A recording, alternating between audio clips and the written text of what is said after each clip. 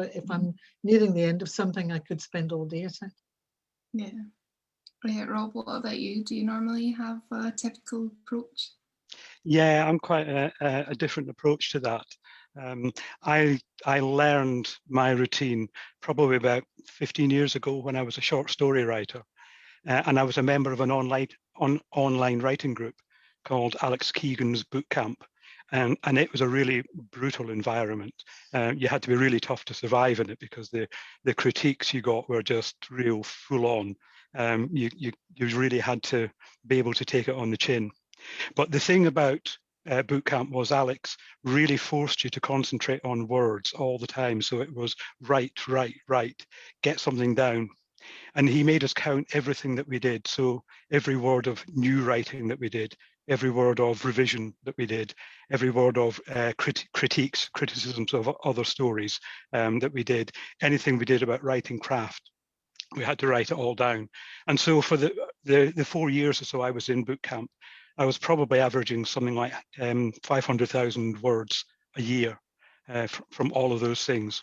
So that kind of became the routine, and that's my philosophy, which is really just get on with it. And I think if you don't feel creative, and I know a lot of people have said during the pandemic, this has been a big thing for them, they just don't feel creative, they don't feel that they want to do anything new. You can still do other things, you can do rewrites, or failing that, doing critiques of other stories. And I would actually recommend that for any writers, is to critique other people's works, because you can see the failings in that.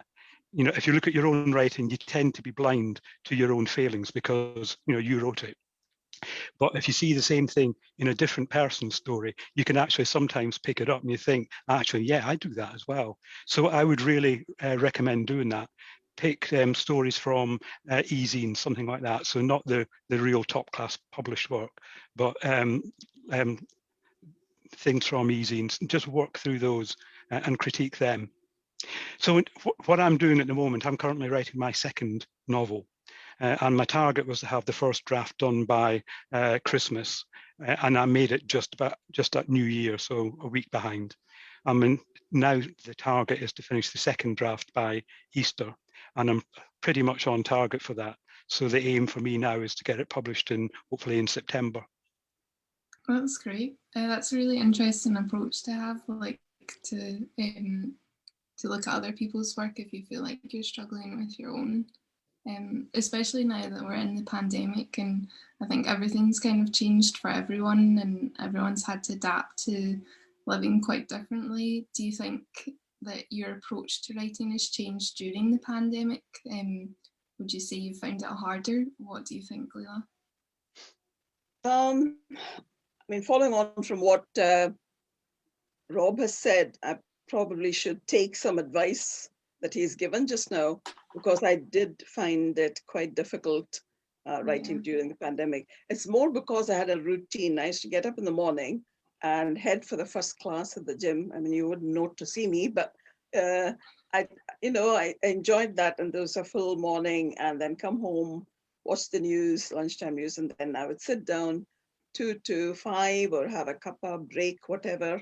But it was a kind of discipline, that it was a routine that I was used to, unless you're going away out somewhere, or the odd day. And weekend, of course, you had more time. And but somehow this meeting of people and socializing actually stimulated you. You wanted to do things. There were also meetings in the evening with writer groups, and I mean physically, or book launches. You saw people, and I think all that stimulated. The other big issue I had to come through is there were 3 of my friends, not close necessarily, but who passed away during the pandemic. And I didn't realize how much it affected me. And of course, the news constantly talking about people of BAME, or, people of color, losing their lives, or working right to the key workers. I didn't think it's something that is going to affect me, but I think it does. And probably what Rob said was right. Don't necessarily think about the work that you have to do, but, carry on, write something meaningful, or critique somebody else's work. I think that might have been a good idea too. So I would realize that I've became a kind of queen of procrastination, I would say. I'd always find an excuse, but I enjoy writing poetry, so that was quite different as such. And I think I should show you how I waste my time. This is PB, my pandemic bunny, which I stuffed and made today. So those are the kind of things, anything to lighten the day as such. But I've made a wee effort at Patel too, I must say. I mean, I'm not completely given up. So I'm sure lots of people will be excited to hear that. What about you, Rob? Do you do anything different recently? Yeah, well, having told you how organised I am, I'll now tell you the truth, which was, at the start of the pandemic back in March last year, it was actually really difficult for me to do any writing. I work in a local authority, and my job is doing business improvement. And obviously at that time, there was no business improvement going on. Lots of the local authority services had shut down, libraries, leisure centres and so on. And those that were still operational, like social care, were obviously on an emergency footing. So at that time, I was put on to project manage the establishment of a community response hub. This is something that all local authorities had to provide, so that people who were in need of food or medication or other things, or even just someone to talk to, they could call us in the community response hub, and we would organise whatever it was they needed. So that was incredibly intense. I was working 12-hour days. It's really draining, quite emotionally difficult as well, because you were dealing with people who were in really dire straits. So at that point, I couldn't really do any writing, and everything I was saying about, just write and do something different, I wasn't doing it at that point. I have to be honest. I stopped doing that work in August, but then I was immediately thrown into the middle of the promotion for Cuddy Strip, which came out in September. And again, that took up a lot of my time because you have to do a lot of stuff on social media. So again, I wasn't doing an awful lot of writing there. I was doing bits of writing here and there, but it all felt pretty superficial. What I think I was doing, I was writing the story, but I wasn't living the story. And I think that made the difference. So it wasn't really till about November last year that I started to get back into the swing of it. But then when I did, I really did. And I was writing up to 5,000 words a day. And as I said earlier, I got the first draft done by New Year, basically by doing it as quickly as possible. And that's kind of the way I've been approaching it. So in the first draft, I just throw everything down, and I don't care what it looks like, what it sounds like. I don't care if there's cliches in there. It just doesn't matter. Characters can change sex halfway through the first draft. They can disappear. Characters can come in later on that didn't appear at the beginning. So a lot of the time, the first draft simply doesn't make any sense, but it doesn't matter. What I don't want to do is go back and fix it at that point. I just wait until I've finished it. And then I get when the first draft's done, I get it printed out. So that's it there. I get it printed, and then I can start on the edits for the second draft. So I don't know if you can see that. You can see that's got all my edits in there. Yeah. So that's how I do that. And that's kind of the process I've been taking. And then I'll get on to the third draft, which is the final tidying up and making sure that it's properly ready for publication. So that's kind of the approach I've been taking. Yeah. Well, it's really interesting. That's such a creative way to kind of get everything down when you seem to have quite a structured way of writing. I think especially having talked about the difficulties of writing, a lot of people will be interested in what inspired you all to start writing and if you would recommend it. And what do you think? Well, I wrote my first book when I was about 8, I think it was, and I'd scribbled ever since, even when I was working, but it wasn't until I retired that I thought I could indulge in trying to write an actual book.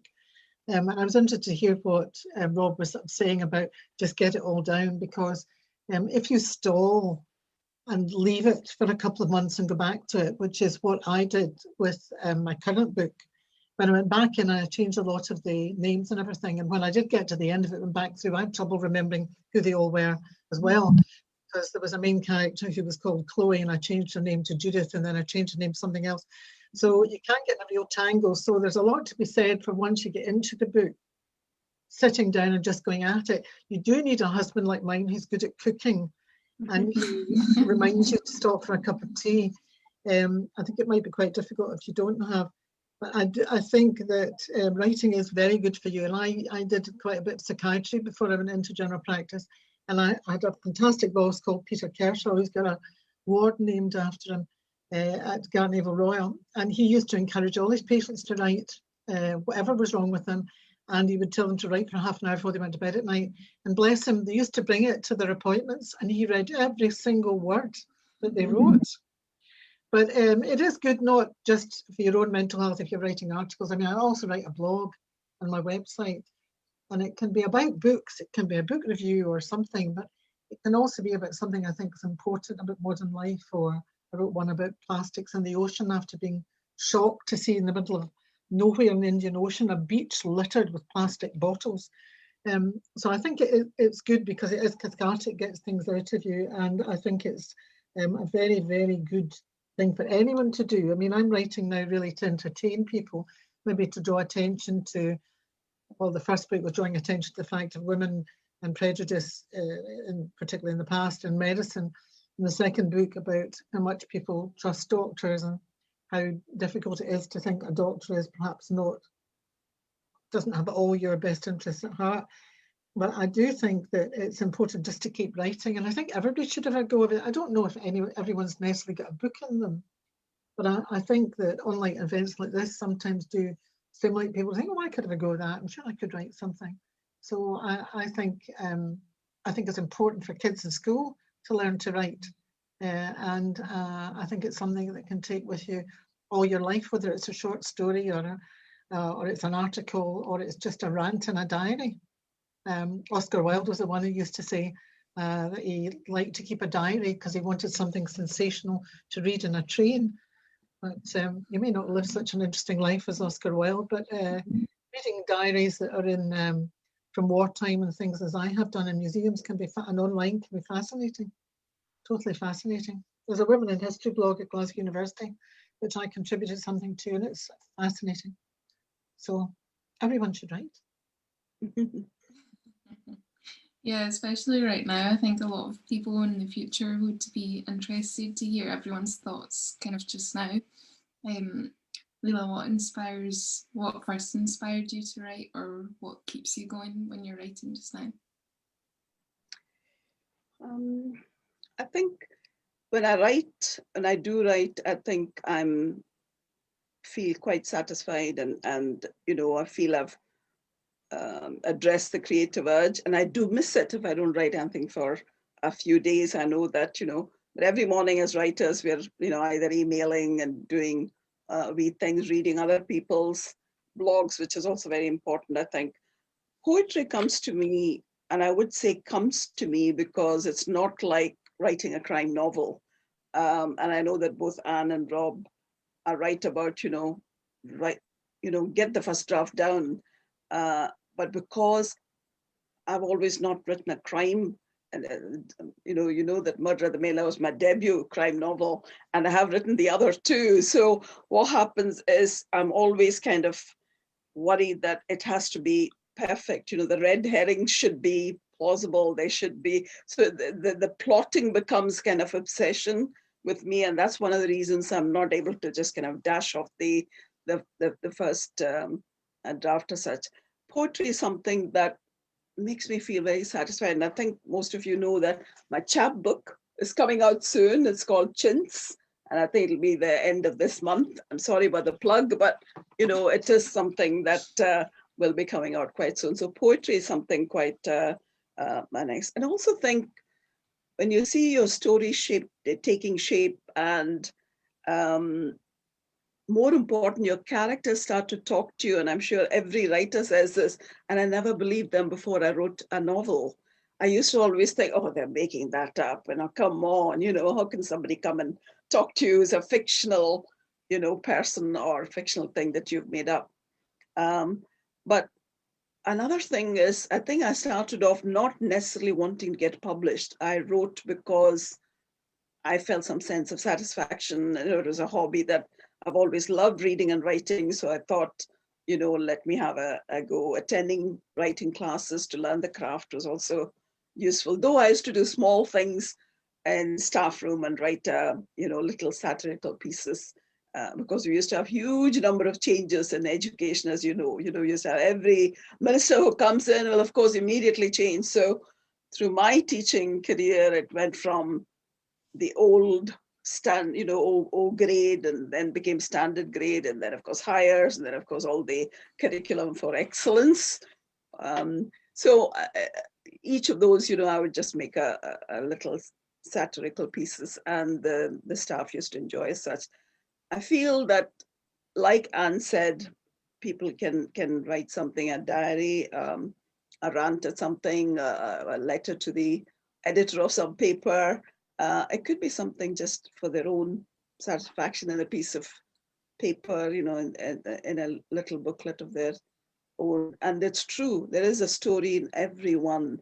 It's just a question of, people always say, but I can't write, I can read, but I think they should give it a go. As writers, I would say, put things down on paper, and like Rob said, write.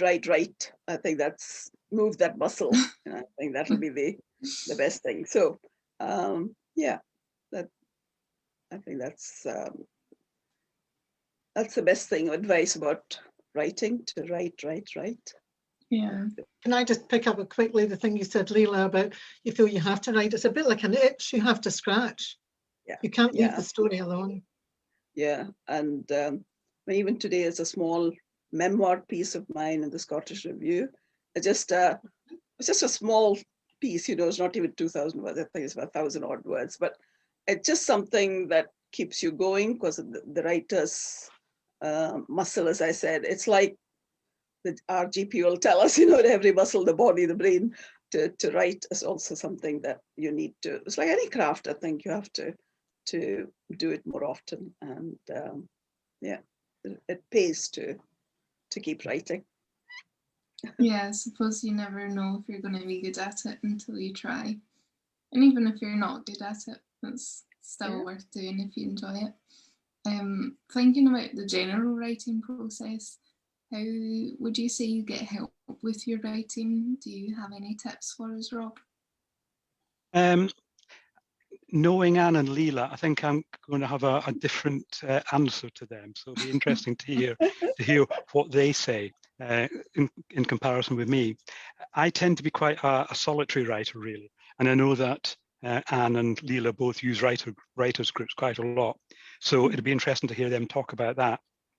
Obviously, I said I used to be in boot camp, which was a writers group, but now I do tend to plough my own furrow a bit. I just tend to do it by myself.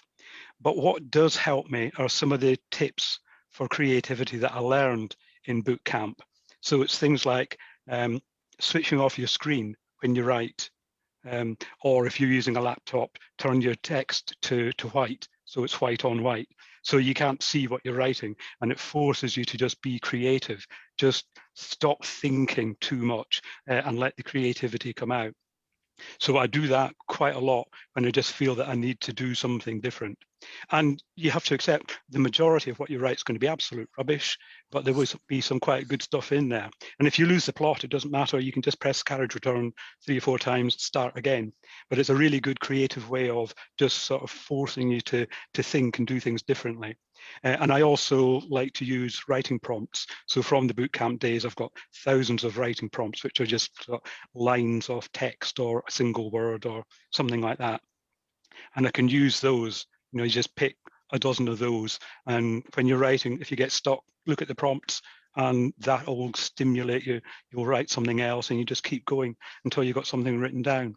So I do a lot of that kind of thing and just make myself write on. But I know that's my approach, and Anne and Leela are very different. So it'd be quite interesting to hear how they do it. So, I mean, Anne, I know you like working with others. So how does that help you?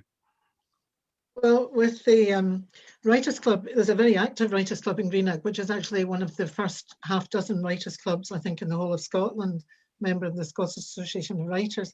And I thought about joining it and thought they would all be quite erudite and serious and whatnot. And it was only when I met one of them, who happened to be the practice nurse in my own practice that I go to, who said, "Oh, come along." And they're all a bit mad. And what I found about it was that it was really good because it was pushing you to do things you wouldn't normally do. So that I was mainly interested in writing novels and articles, but I discovered the joys of short story. They would have interesting people coming to talk to us, teaching us about their mistakes and what they found had helped them. There were competitions which you could go in for.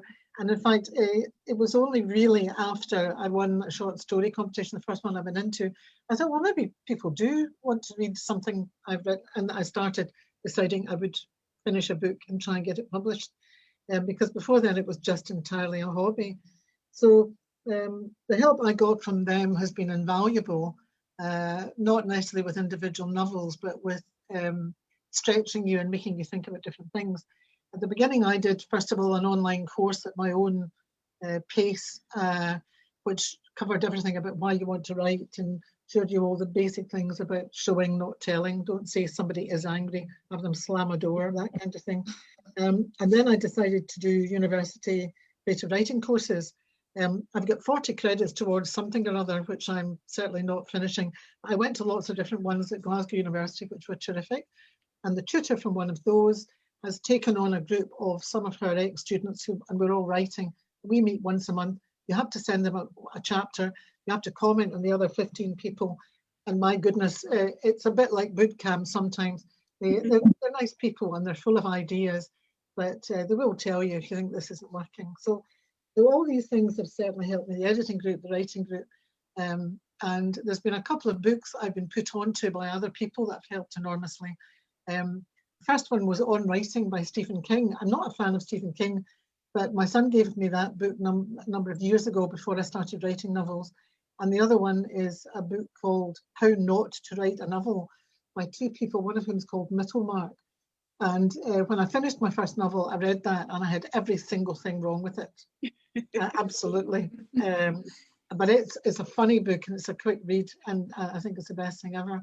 So there's nobody who can hold your hand to actually sit down and write the book, but there's lots of things to help it.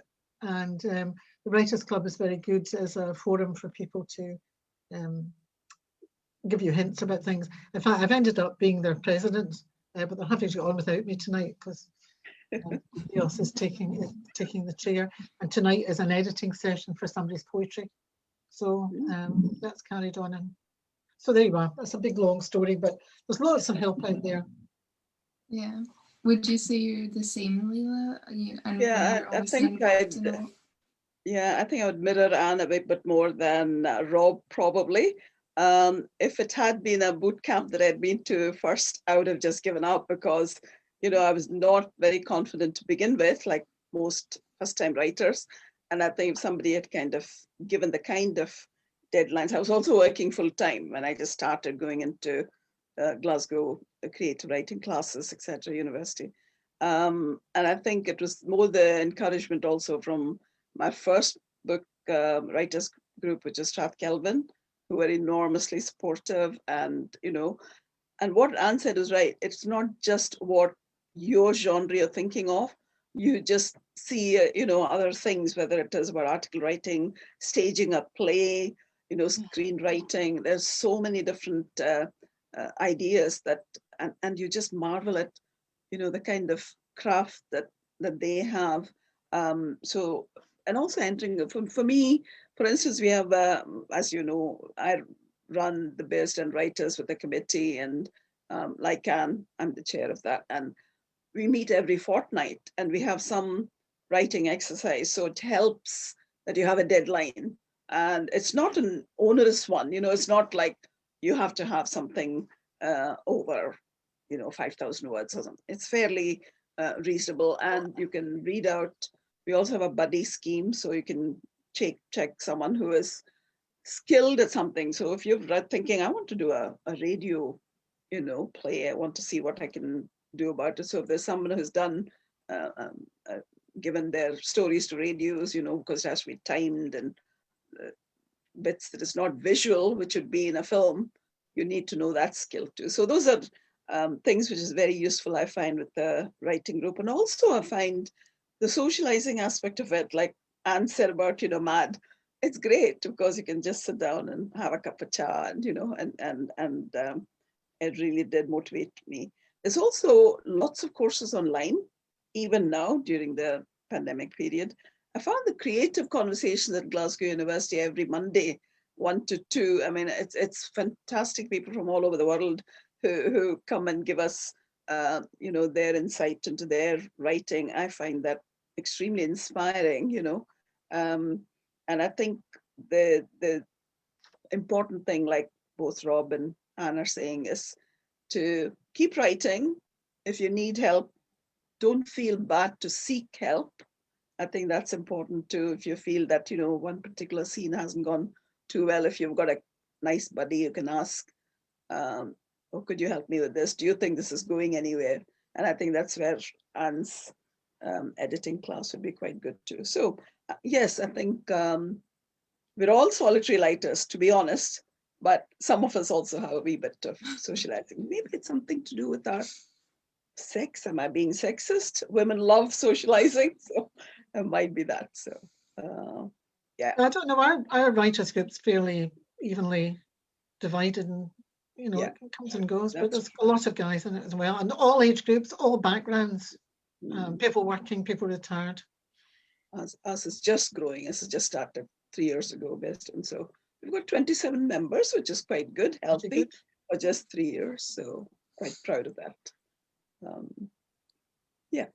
So talking about your writers group, obviously now kind of most things have moved to online. You've all recently, well, fairly recently, had novels published.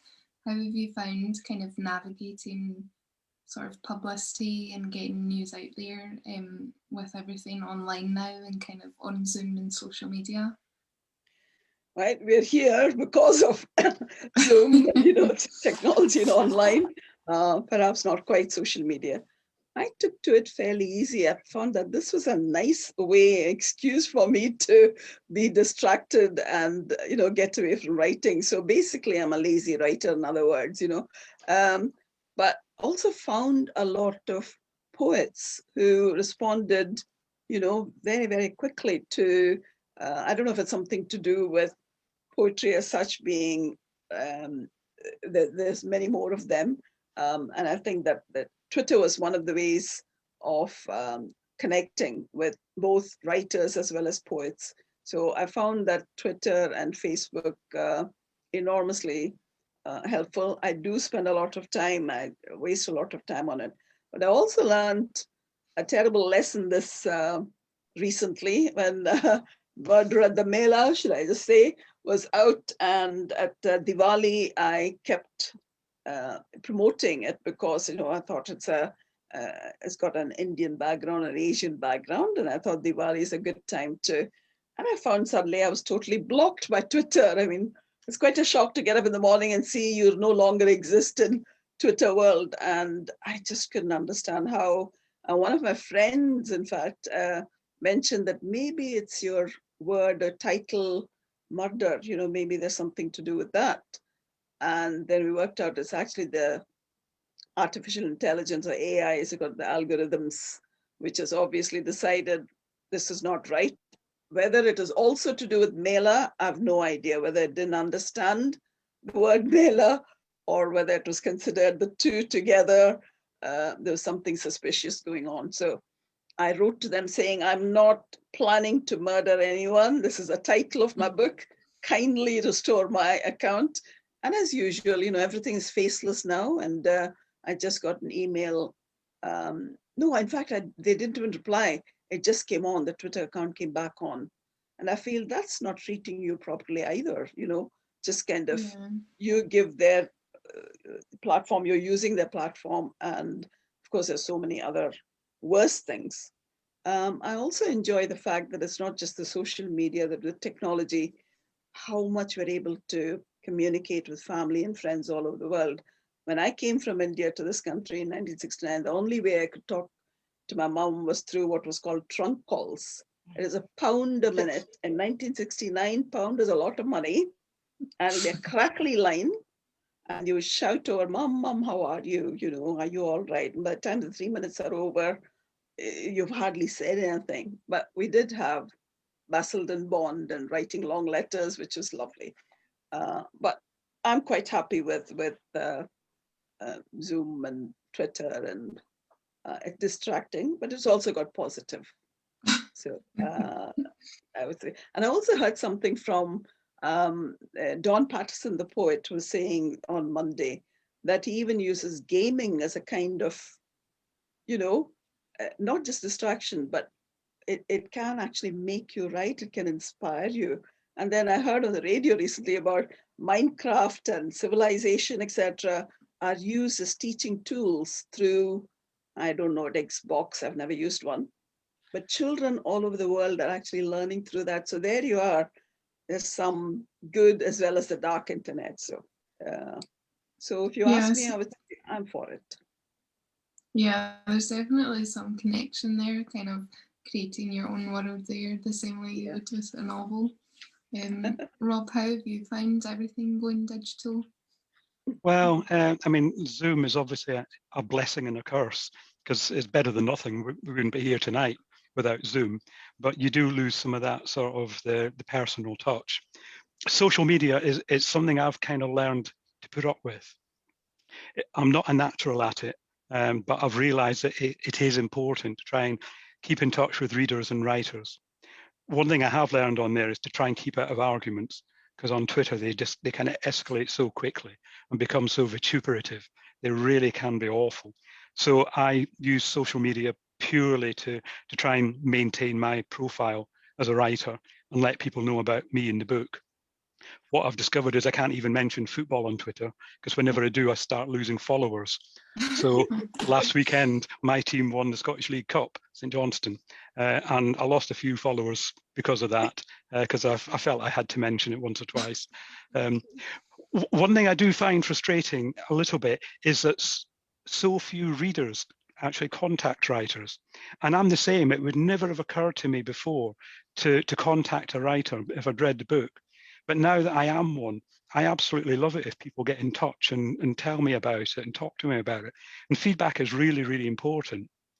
The other day I had about 50 hits on my blog site, and they were all from the same person at the same time. So obviously that person found something of interest on that site, and I'd love to know what it was, but they didn't leave any feedback. So I think I'd just make that plea to people, actually get in touch. If you read something from somebody, go on to social media, tell the writer about it. And I think we can all, as readers and writers, just talk more about writing and what we do. So I think that would be my plea on social media. What about you, Anne? Do you use social media much? Well, the only thing I was really on before I wrote the book was Facebook, which I joined when my kids were kind of traveling, and my daughter worked abroad a lot, because it was easy for them to post a picture of themselves standing with a drink on a beach or something that night, and I knew they were fine. And I was quite shocked when I actually got the book publishing contract, and Sandy, the chairman, said, well, of course, you'll need a website and you'll need to do this. And I thought, my goodness. So suddenly I've got a bit of everything. I quite like Instagram from the designing something nice to look on it. I'm not so sure that that's all that helpful about selling books, but it's interesting. Twitter is, you can waste hours on Twitter, although I think it is quite interesting.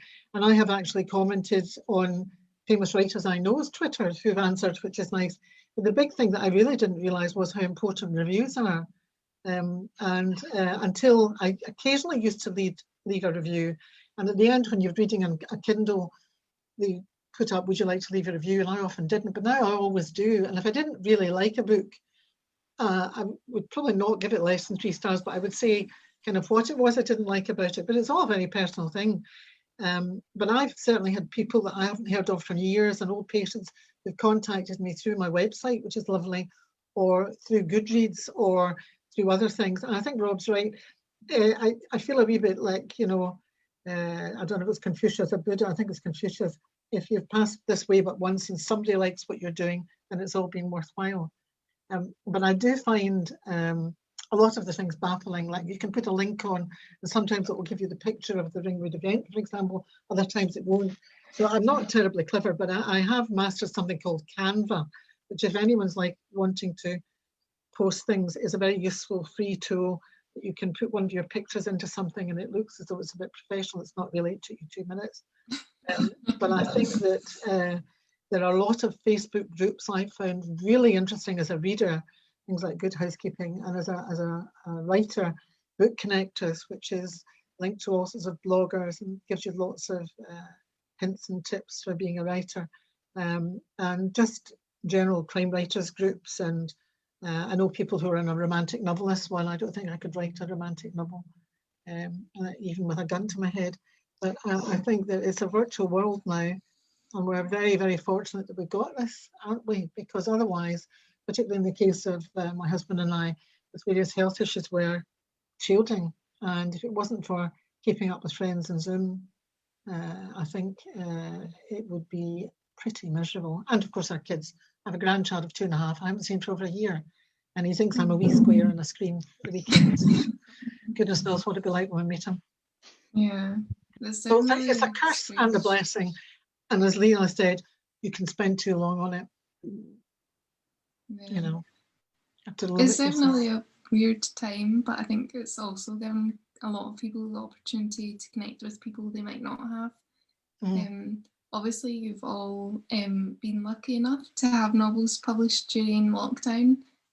How did you find that experience? Leela, you've had novels published before. How did you find the difference with Murder at the Mail?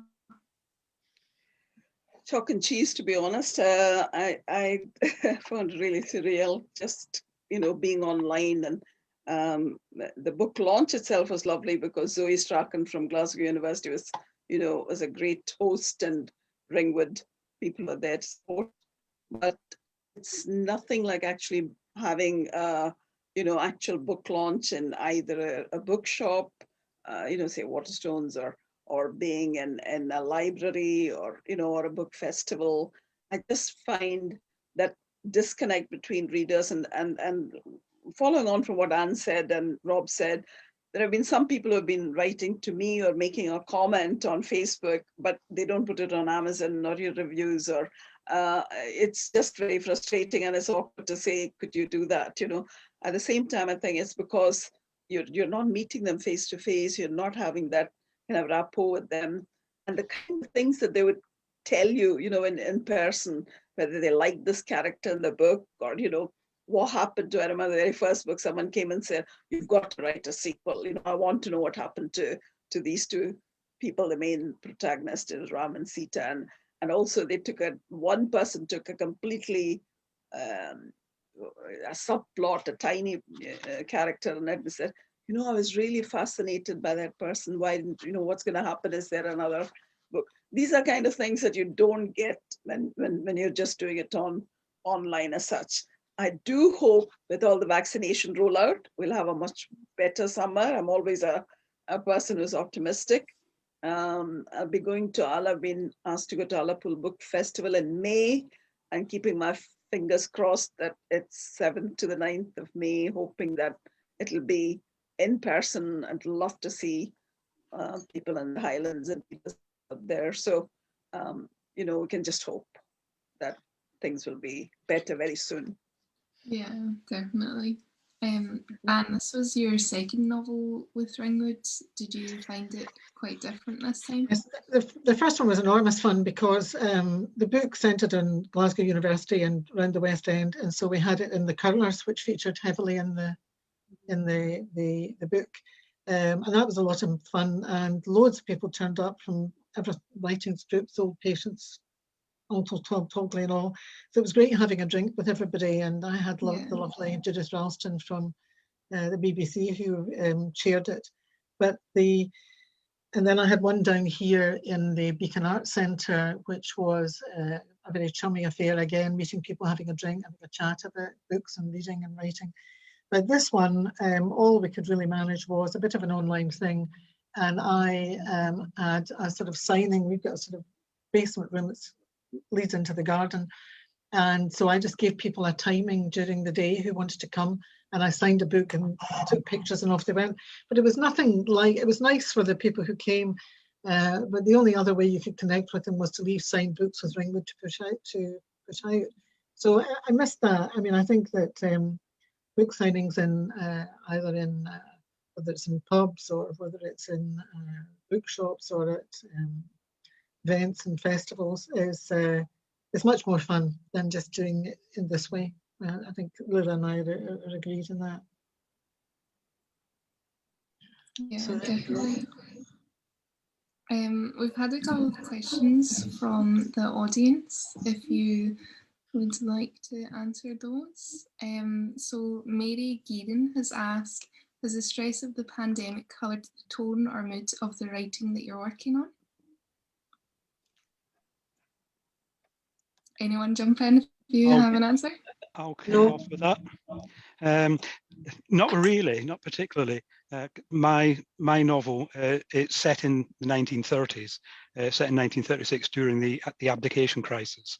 And a lot of the background in it is about those times. It was a really dark time in the 1930s.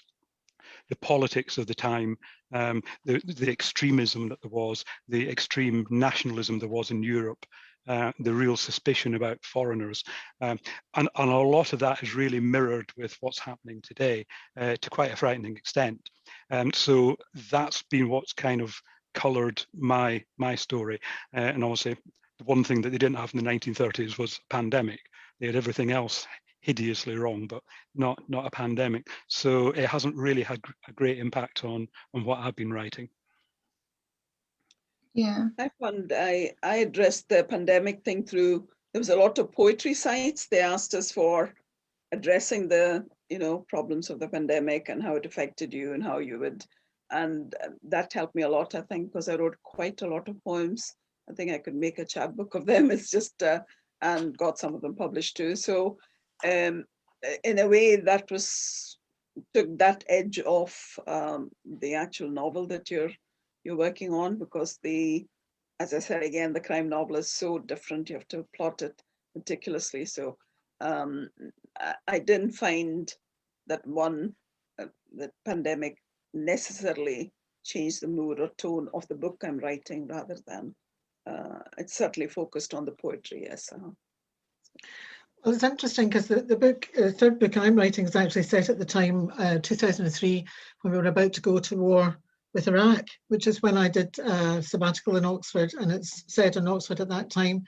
And it was kind of interesting now and again thinking about how people were facing the fact that, they didn't want to go to war, and that we were all being led into it because of oil and big business and everything else. Whereas now it's a question of big businesses come to a halt because this little tiny bug of, I think it's only got 23 genomes, has managed to bring the world to an absolute halt. And it doesn't matter whether you're fighting over oil or you're fighting over who said what to whatever. Basically, people are facing death if they don't do what they're told until we sort it all out and we all get our vaccines. Well, I certainly feel better since my first vaccine. But there have been times in the last year when I've been, particularly with not seeing family, felt really, what is the point of this? My life is ebbing away here now because I'm 70 and that's another year gone. But we are here and tomorrow's another day. And the thing to do is to keep in touch with family and friends and to keep writing. And we've all been in different sort of areas. Rob's been away back in the 30s, I'm back in 2003. So writers tend to drift on into their own little worlds, and we're maybe not quite as affected by what's going on in our writing as other people. If I was still doing my journalism, I think it might be different. I think I'd be going on different things. But after a while, I got fed up just producing a rant every week. So we have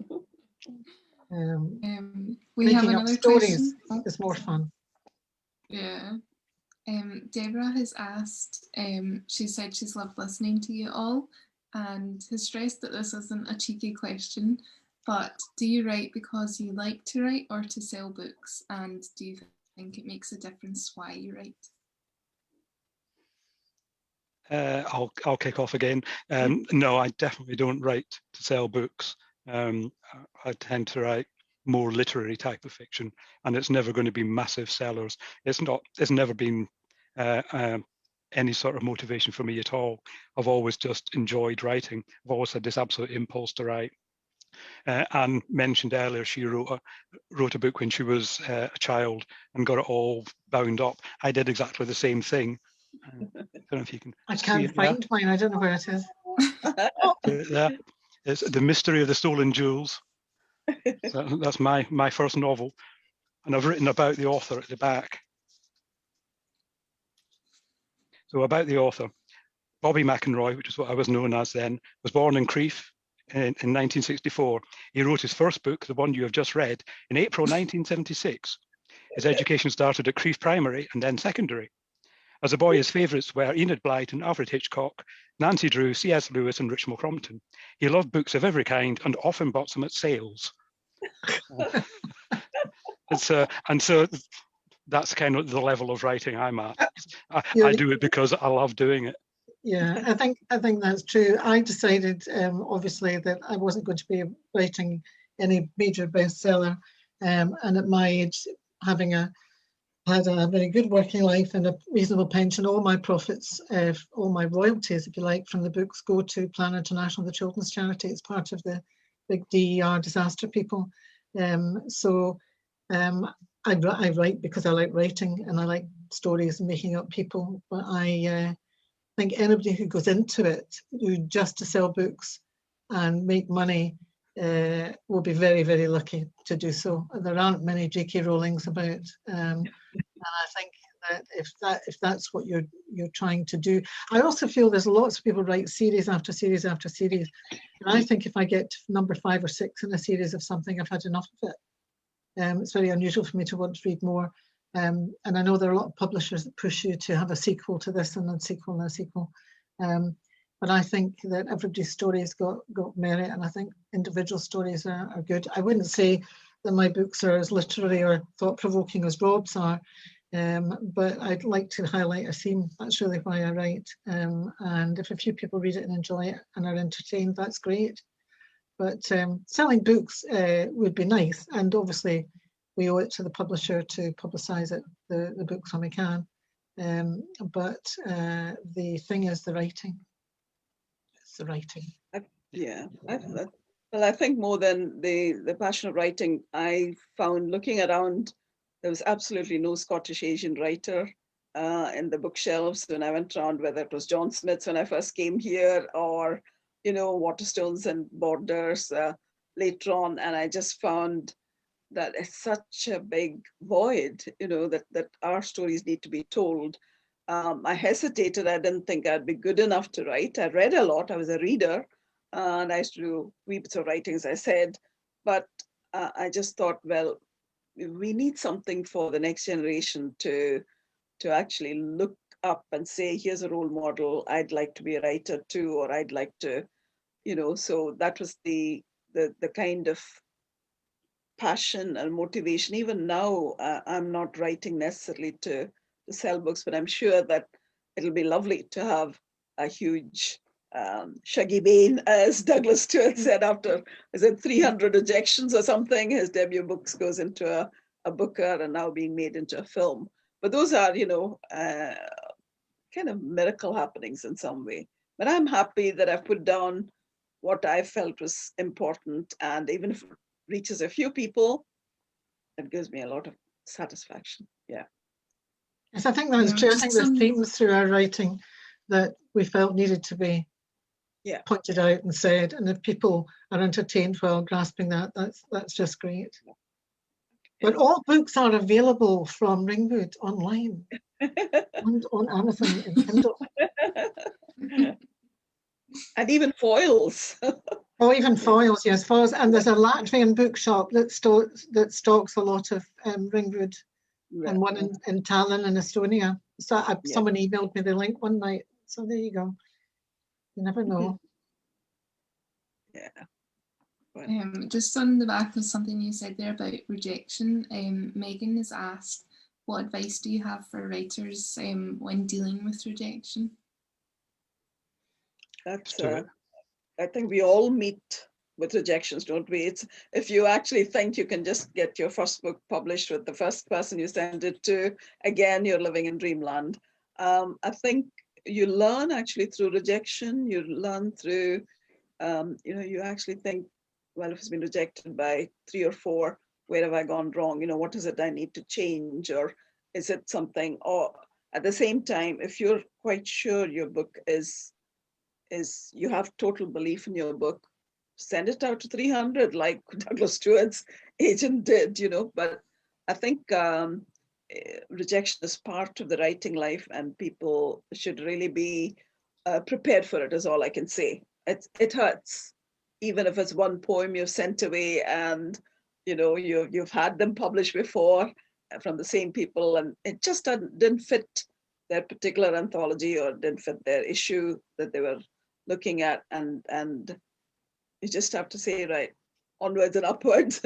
So. And I think a lot of it is luck. And I know I got quite friendly with an agent in Edinburgh who was very helpful to me, who was a children's book, so she was no use kind of to me. But one thing she said was that a lot of the publishers who take direct submissions and the agents can have as many as 1,000 scripts a day at certain times of year. Yes. So you're going to be in this massive pile of stuff, and you've got to have something that's going to trigger the person. It depends what kind of day they've had. My record rejection was from an agent in Edinburgh for the first book, which came back in 45 minutes. And which just said, it is not what we're looking for at this time. So at least it didn't say it's rubbish. There was one that said, this is no place in any, I cannot see that I could place this anywhere. It is of no merit and would not be suitable for any mainstream publisher. So I think mine said not commercial enough, because it's a BA/ME book, it won't be selling in loads. So the big 4 won't be interested in anything that is, going to be an unknown author. I actually think people are better looking at smaller publishers. They're looking for interesting stories, and you're more likely to find a place there, I think. I think also the big 4 are very much into that Bloomsbury set or Oxbridge or, whatever you want to call it, it's very much London-based kind of.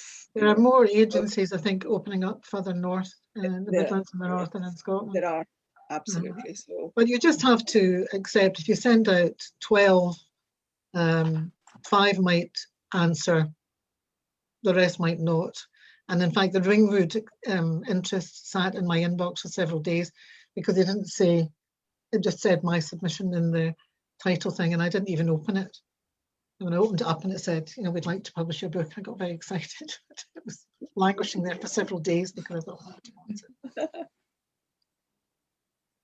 I don't know what Rob's experience was.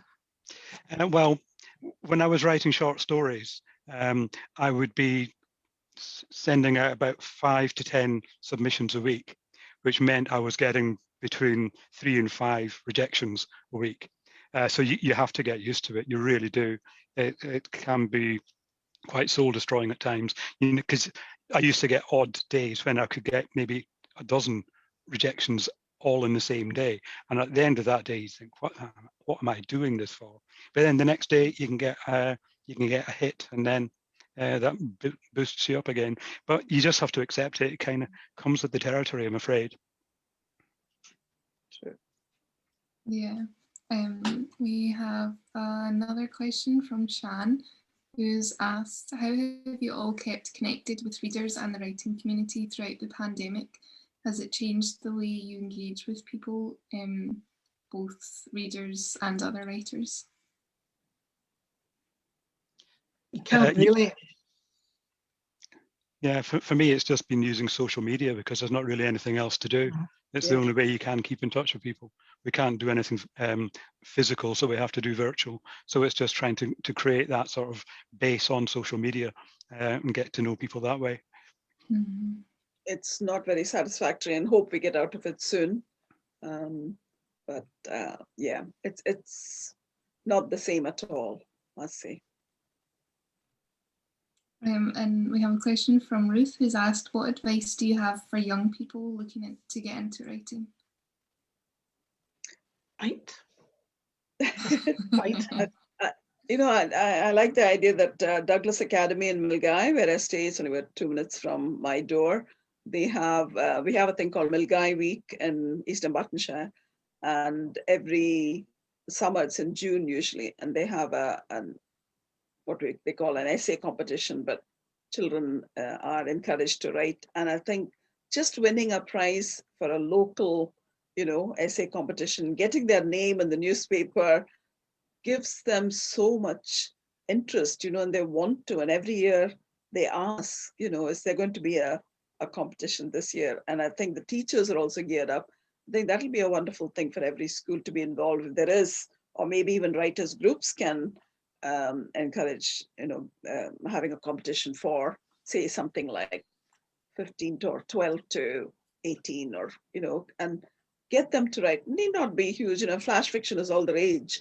And, even a 500-word thing on, I think the last time we did it was on climate change. And we're all raring to go. There are hundreds of submissions because young ones are so fired up about it, So I think that's a great way to encourage young people. I think there's also the BBC and the Scottish Book Trust run things. I don't know how young your questioner was asking, but certainly for the school age ones, there are quite a lot of competitions. And I think it's difficult for people wanting to write if they're in their late teens and early 20s and they're coping with university and new jobs and stuff. So it's the same sort of thing. I mean, I didn't really start writing properly until I retired because there's no way. And I think Leela was largely the same. Yeah, I was the same. Rob's the clever one who's managing to cope with a full-time job as well. Well, my first 2 books was when I was, before retirement, but then there was a gap with this, and then I stopped. So I was judging a competition, short story competition, back end of last year for young writers, and there were some really fantastic stories in it. But I think the one piece of advice I'd give the young writers is just be inventive. Let your creativity go. Quite a few of the stories were kind of hampered a bit by just not having that level of invention. Just ramp it up. If you think, oh, that's too much, it probably isn't. Just write it and try and see how it goes. So I think that would be my tip to young writers. Be inventive, be creative, just try things, do something different. Yeah, that's definitely good advice. I think that's just about all we've got time for. Just one last question. Simon's asked, Rob, why have you not got your St. Johnstone's scarf on after their cup triumph at the weekend? It's downstairs, but what I am thinking about, I wrote this a couple of years ago when we won the Scottish Cup, the last time we won something. I wrote this. So that's 2014. So I've got 7 years of glorious success to write now. So I might do a revised version of this. So I hope you buy it when I do, Simon.